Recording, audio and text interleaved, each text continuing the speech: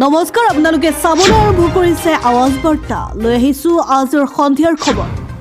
দিল্লীলৈ তীব্ৰ ঠাণ্ডা ঘূৰি আহিছে বতৰ বিজ্ঞান বিভাগে সোমবাৰৰ পৰা বুধবাৰৰ ভিতৰত দিল্লী এনচিআৰৰ বহু ঠাইত শীতল ঢৌ ঘূৰি অহাৰ ভৱিষ্যতবাণী কৰিছে সৰ্বনিম্ন তাপমাত্ৰা প্ৰায় 3 ডিগ্ৰী সেলসিয়াছ হ'ব বুলি আশা কৰা হৈছে ভাৰতীয় বতৰ বিজ্ঞান বিভাগৰ আইএমডিৰ তথ্য অনুসৰি দিল্লীত 5 জানুৱাৰীৰ পৰা 9 জানুৱাৰীলৈ তীব্ৰ শীতল ঢৌ দেখা গৈছিল যি হৈছে এক দশকত মাহটোৰ দ্বিতীয় দীৰ্ঘতম সময় এই মাহত এতিয়ালৈকে 50 ঘণ্টাতকৈও অধিক ঘন কুঁৱলী নথিভুক্ত কৰা হৈছে যি 2019 চনৰ পিছত সৰ্বাধিক আইএমডিয়ে পৰৱৰ্তী 5 দিনত পাঞ্জাব হাৰিয়ানা দিল্লী আৰু উত্তৰ প্ৰদেশত নিশা আৰু ৰাতিপুৱা ঘনৰ পৰা অতি ঘন কুঁৱলীৰ ভৱিষ্যতবাণী কৰিছে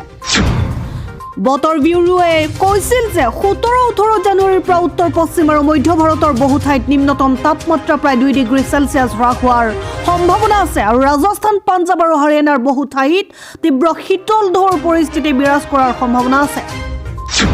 দেওবাৰে জলন্ধৰৰ পৰা পুনৰ আৰম্ভ ভাৰত জোড়ো যাত্ৰা ৰাহুল গান্ধীক সংগ দিলে হিন্দু মুছেৱালাৰ পিতৃয়ে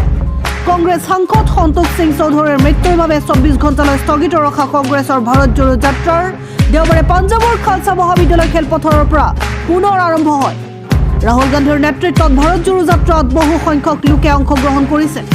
এই যাত্ৰা আৰম্ভণিৰ পিছত গায়ক হিন্দু মুছেৱালাৰ পিতৃ বলকৌৰ সিঙেও ৰাহুল গান্ধীৰ সৈতে কিছু দূৰত্বলৈকে খোজ কাঢ়িছিল নিৰাপত্তা বিধি উলংঘা কৰি ৰাষ্ট্ৰপতি দ্ৰৌপদী মুৰ্মুৰ ভৰি স্পৰ্শৰ বিৰুদ্ধে চেষ্টা কৰা ৰাজস্থানৰ অভিযন্তাক নিলম্বন ৰাজস্থানত অনুষ্ঠিত এক অনুষ্ঠানত ৰাষ্ট্ৰপতি দ্ৰৌপদী মুৰ্মুৰ নিৰাপত্তা ভংগ হোৱাৰ এসপ্তাহৰ পাছত ৰাজ্য চৰকাৰে জনস্বাস্থ্য অভিযান্ত্ৰিক বিভাগ PHEDৰ এগৰাকী কনিষ্ঠ অভিযন্তাক নিলম্বন কৰিছে যে ৰাষ্ট্ৰপতিৰ ভৰি চুবলৈ চেষ্টা কৰিছিল মুখ্য অভিযন্তা প্ৰশাসন জলযোগান বিভাগে 12 জানুৱাৰীত কনিষ্ঠ অভিযন্তা আম্বা সিউলৰ বাবে নিলম্বনৰ নিৰ্দেশ জাৰি কৰে 4 জানুৱাৰীত অনুষ্ঠিত হোৱা এক অনুষ্ঠানত ৰাষ্ট্ৰপতিৰ ভৰি স্পৰ্শ কৰিবলৈ চেষ্টা কৰিছিল সিউলে পালিত অনুষ্ঠিত হোৱা স্কাউট গাইড জাম্বৰেৰ উদ্বোধনী কাৰ্যসূচীত অংশগ্ৰহণ কৰিবলৈ আহিছিল ৰাষ্ট্ৰপতি Draupadi Murmu news desk report আৱাজ বাৰ্তা